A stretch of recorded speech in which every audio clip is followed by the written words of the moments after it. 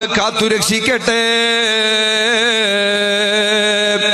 ഒരു ഹദീസിൽ കാണാം, റമദാനു ശരീഫിന്റെ ആദ്യത്തെ മഗ്രിബിന്റെ ശേഷം ഒരാള് സൂറത്തുൽ ഫത്ഹ് ഓതിയാൽ ഒരു 10 മിനിറ്റ് കൊണ്ട് തീരുന്ന ഒരു സൂറത്താണ് ഇന്നാ ഫതഹ്നാ ലക ഫത്ഹൻ മുബീന എന്ന് നബി സല്ലല്ലാഹു അലൈഹി വസല്ലം തങ്ങൾ പറയാണ്. ഈ പരിശുദ്ധ ഖുർആൻ 114 സൂറത്തിൽ എനിക്ക് ഏറ്റവും സന്തോഷമുണ്ടായ ഒരു സൂറത്താണ് സൂറത്തുൽ ഫത്ഹ്. അതൊരാൾ ഓതിയാൽ എപ്പോതിയാലും അല്ലാഹു അവന്റെ ദോഷങ്ങൾ പുറത്തു കൊടുക്കും, അവന്റെ മുറാദ് അല്ലാഹ് ഹസിലാക്കി കൊടുക്കും, അവനിക്ക് ഒരുപാട് അത്ഭുതങ്ങൾ സംഭവിക്കും. എന്നാൽ റമദാനിന്റെ ആദ്യത്തെ രാത്രിയിൽ തന്നെ ഒരാൾ ഫത്ഹ് സൂറത്ത് ഓതിയാൽ അയാൾക്ക് ആ വർഷം മുഴുവനും ഐശ്വര്യപൂർണമായിരിക്കുമെന്ന് മഹാന്മാരായ പണ്ഡിതന്മാര് നമുക്ക് വിവരിച്ചു തരികയാണ്. അതേപോലെ തന്നെയാണ് റമദാനു ശരീഫിന്റെ മഗ്രിബ് ഇശാഇന്റെ ഇടയിലുള്ള സമയവും ഖുർആൻ ഓതുന്നതിന് പകരം മറ്റെന്തെങ്കിലും ഭൗതികമായ അനിവാര്യമല്ലാത്ത വല്ല വിഷയത്തിലും നമ്മൾ ശുഗലായെങ്കിൽ, ഓ പ്രിയപ്പെട്ട മുഅ്മിനീങ്ങളെ, അല്ലാഹു നമ്മളെ റഹ്മത്തിൽ നിന്ന് ദൂരപ്പെടുത്തി എന്നതിന്റെ അടയാളമാണ്. അല്ലാഹ് നമ്മളെ കാത്തുരക്ഷിക്കട്ടെ. ഇത് ആദ്യത്തെ രാത്രിക്ക് മാത്രം പറഞ്ഞതല്ല, റമദാനിൽ ഏറ്റവും സൂക്ഷിക്കേണ്ട ഒരു സമയം.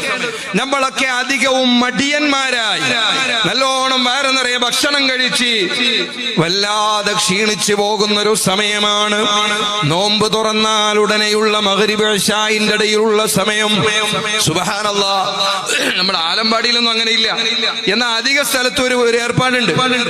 റമദാനിന്റെ മഗ്രിബിന്റെ ശേഷം സലാം വീട്ടിയോടെ അൽഹംദുലില്ലാഹി റബ്ബിൽ ആലമീൻ അല്ലാഹുമ്മ സ്വല്ലി അലാ മുഹമ്മദ് വഅലാ അലിഹിന റബ്ബനാ അതിനാ ഫിദ്ദുനിയ ഹസനത വഫിൽ ആഖിറതി ഹസനത വഖിനാ അദാബന്നാർ അശ്ഹദു അല്ലാ ഇലാഹ ഇല്ലല്ലാഹ് അസ്തഗ്ഫിറുല്ലാഹ് വഅസ്തഗ്ഫിറുൽ ജന്ന അഊദു ബിക മിനൻ നാർ. ചട്ടപ്പടങ്ങ് തീർക്കും.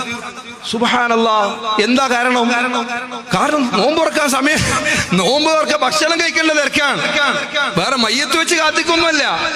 ഇതൊരു വേണ്ടാത്ത ഒരു പതിവ് നമ്മുടെ നാടുകളിൽ ഉണ്ട് എങ്കിൽ തിരുത്തപ്പെടേണ്ടതാണിത്.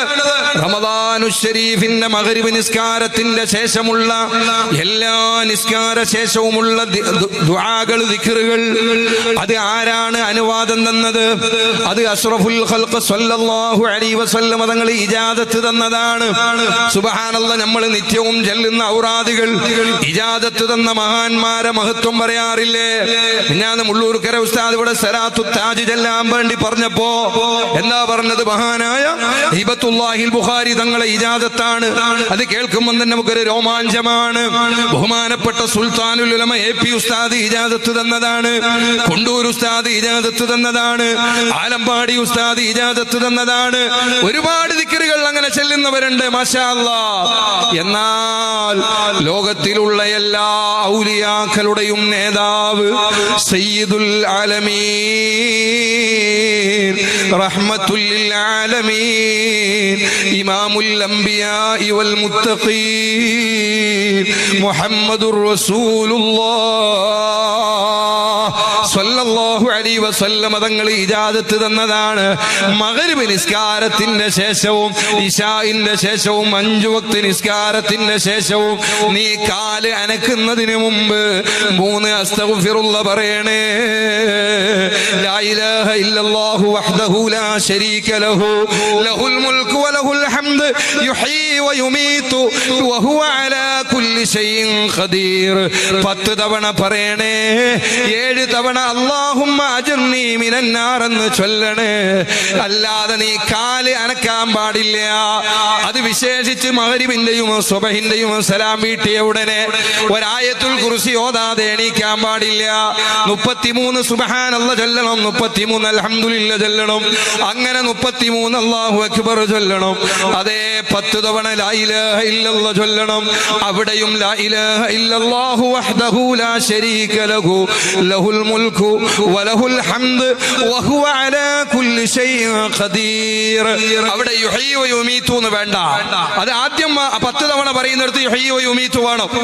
രണ്ടാമത് ലാ ഇലാഹ ഇല്ലല്ലാഹ് ചെല്ലുന്നിടത്ത് ചെല്ലുമ്പോൾ യുഹ്യി വയുമീതു റിവായത്ത് ചെയ്യപ്പെട്ടിട്ടില്ല. അങ്ങനെ ചൊല്ലണം. ഇത് മുത്തുനബി തന്ന ഇജാദത്താണ്. എന്നിട്ട് അല്ലാഹുവോട് കുറച്ച് വിളിച്ച് ദ്വാരക്കണോ? അല്ലാതെ അവിടെ ബിരിയാണി കഴിക്കാൻ വേണ്ടി ഓടലല്ല. ബിരിയാണി നമുക്ക് പിന്നെയും കഴിക്കാമല്ലോ. ഇതിന്റെ സമയം നഷ്ടപ്പെട്ടു പോയാൽ ഇങ്ങനെ നമുക്ക് അള്ളാഹു തരുന്ന അവസരമാണ്, തൗബ ചെയ്യാനുള്ള അവസരമാണ്. റമളാനു ശരീഫ് കടന്നു വരുന്നത് ധാരാളം വിഭവങ്ങളുമായി കടന്നു വരുന്ന അതിഥിയാണ്. അള്ളാഹുവേ, സ്വീകരിക്കാൻ ഭാഗ്യം തരണേ അല്ലാഹ്. ശഹ്റു റമളാൻ അല്ലദീ ഉൻസില ഫീഹിൽ ഖുർആൻ.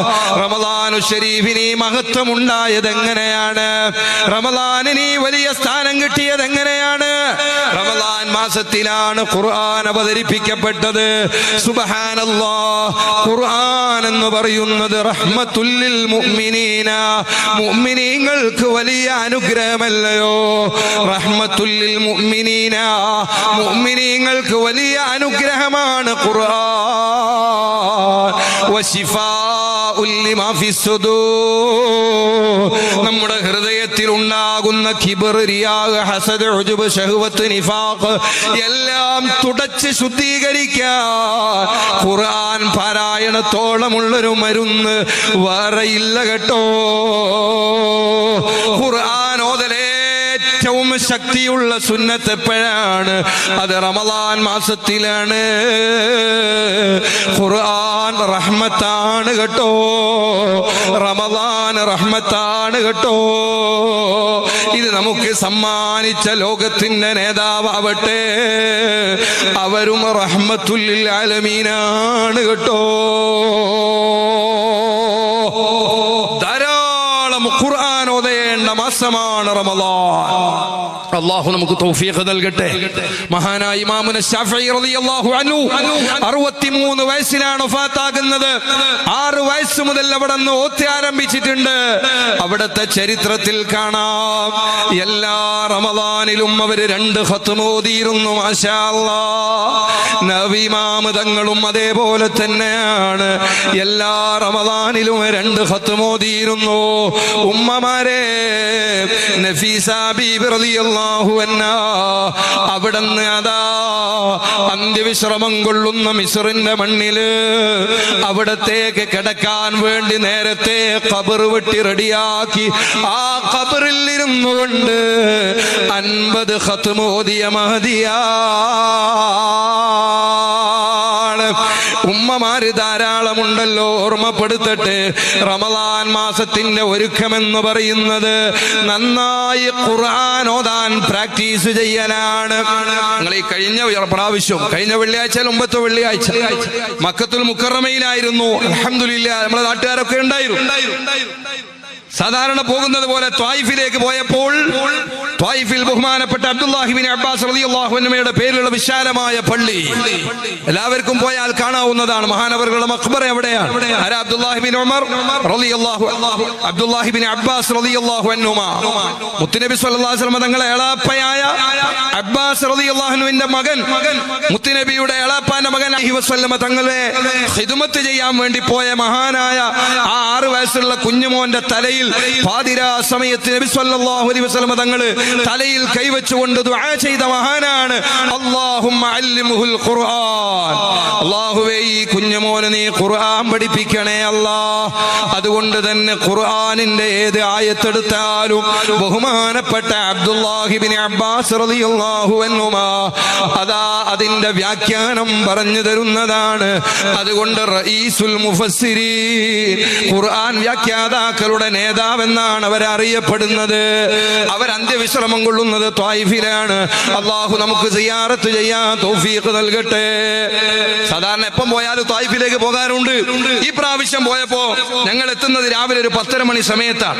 ഞങ്ങൾ എല്ലാവരും ഒന്നുകൊടുത്ത് ദുആ നിസ്കരിക്കാനും തഹയ്യത്തൊക്കെ നിസ്കരിക്കാൻ അകത്ത് കയറിയപ്പോ സാധാരണ കാണുന്നതിൽ വ്യത്യസ്തമായി ആയിരക്കണക്കിന് ആളുകൾക്ക് നിസ്കരിക്കാൻ സൗകര്യമുള്ള പള്ളിയിൽ വിശാലമായി ഇങ്ങനെ സഫായിരുന്ന് പ്രായമുള്ള ഒരുപാട് അറബി സഹോദരന്മാർ ഇങ്ങനെ ഖുർആൻ ഓതുകയാണ്. നിസ്കാരമൊക്കെ കഴിഞ്ഞ് പുറത്തേക്ക് വരുമ്പോ ഞാനൊരു പ്രായമുള്ള ഒരു മനുഷ്യനോട് സലാം പറഞ്ഞിട്ട് ചോദിച്ചു, ഞാൻ എല്ലാ മാസവും ഇടക്കിടക്ക് ഇവിടെ വരാറുണ്ട്, അപ്പോഴൊന്നും കാണാത്തൊരു പതിവ്, എന്താണ് ഒരു സ്പെഷ്യലായിട്ട് എല്ലാരും ഇങ്ങനെ ഇരുന്ന് ഖുർആൻ ഓതുന്നത് കാണുന്നു. അപ്പോൾ ആ മനുഷ്യൻ പറഞ്ഞു, നിങ്ങള് എവിടെന്നാ വരുന്നത്? ഇന്ത്യയിൽ നിന്നാണ്. നിങ്ങൾക്ക് ഇൽമു പഠിച്ചിരുന്നോ, ദർസ് പഠിച്ചിരുന്നോ, ഹദീസ് പഠിച്ചിരുന്നോ? അതെ, ഞാൻ പഠിച്ചിരുന്നു. ഞാൻ സുൽത്താൻ ഉലമ ഉസ്താദിന്റെ പേരൊക്കെ പറഞ്ഞു, അവരെ ശിഷ്യന്റെ ശിഷ്യനാണെന്നൊക്കെ പറഞ്ഞപ്പോൾ അദ്ദേഹം പറഞ്ഞു, മുസ്ലിമിന്റെ ഹദീസിൽ കണ്ടിട്ടില്ലേ, ശഅബാൻ മാസത്തിൽ ധാരാളം ഖുർആൻ ഓതുന്ന പതിവ് നബി സല്ലല്ലാഹു അലൈഹി വസല്ലമ തങ്ങൾക്കും സ്വഹാബത്തിനും ഉണ്ടായിരുന്നു. ഞാനത് അറിയാം, അൽഹംദുലില്ലാഹ്. എങ്കിലും അദ്ദേഹം അത് പറഞ്ഞപ്പോ അതിന്റെ കാരണത്താലാണ് ഞങ്ങൾ ഓതുന്നതെന്ന് പറഞ്ഞപ്പോ ത്വായിഫിനിക്കൊരു പഴയ കഥ പറയാനുണ്ട്. ആ കഥകളിലേക്കൊന്നും നോക്കാതെ പുതിയ ത്വായിഫിന്റെ പശ്ചാത്തലം എന്താണ്, പരിശുദ്ധ ഇസ്ലാമിന്റെ ശിആർ അത് അങ്ങനെ തന്നെ നിലനിർത്തപ്പെടുന്നൊരു നാടാണ് കേട്ടോ. അറബികൾ അത് പതിവാക്കുകയാണ്. ഓ മുസ്ലിമീങ്ങളെ, സ്വഹാബത്ത് ശഅബാൻ മാസത്തിൽ ധാരാളം ഖുർആൻ ഓതുമായിരുന്നു. വേറൊരു പതിവുണ്ട്, ഇതേ സംഭവം തന്നെ പറയുന്ന സ്ഥലത്ത് ശഅബാൻ മാസത്തിൽ, ഇനി നമുക്ക് സമയമൊന്നുമില്ല, ഒരാഴ്ച ഉള്ളൂ, എന്നാലും ട്രൈ ചെയ്യാം.